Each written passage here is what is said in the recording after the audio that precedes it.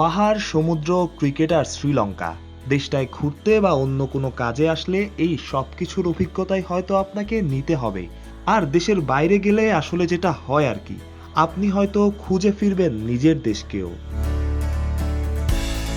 একদিন বাদেই লঙ্কা টি10, সবগুলো ম্যাচই হবে ক্যান্ডির পাল্লেকেলে আন্তর্জাতিক ক্রিকেট স্টেডিয়ামে। নতুন এই টুর্নামেন্টকে সামনে রেখে স্টেডিয়ামও সাজছে নতুন করে। মাঝে একদিন বাকি, বাকি সাজসজ্জার কাজও। এরই মাঝে ক্রিকেটারদের ছবিতে ছেয়ে গেছে স্টেডিয়ামের আশপাশ। আপনি বাংলাদেশি হলে খুব স্বাভাবিকভাবেই হয়তো খুঁজবেন বাংলাদেশি কাউকেই। টি10-এ 3 দলে নাম আছে 3 বাংলাদেশি ক্রিকেটারের। বাংলা টাইগার্সে সৌম্য সরকার, কলম্বোতে রনি তালুকদার আর গল মার্ভেলসে সাকিব আল হাসান। তবে পাল্লেকেলের বাইরে খুঁজে পাবেন শুধু একজন বাংলাদেশিকেই।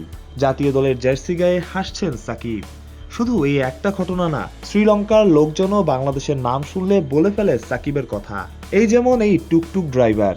বলে রাখা, বাংলাদেশে যা সিএনজি, শ্রীলঙ্কায় তাই টুকটুক।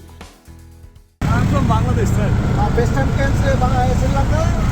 Yeah, not first time, the second time. Second time. Yeah.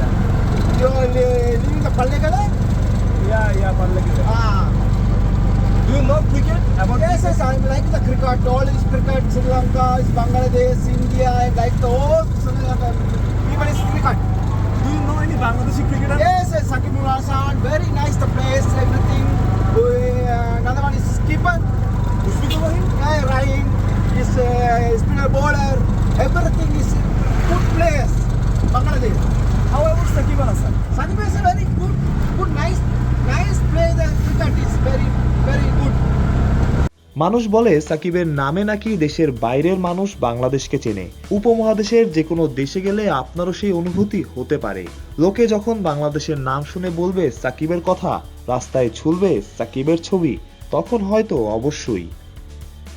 মানুষ প্রত্যয়, বিডি ক্রিক টাইম।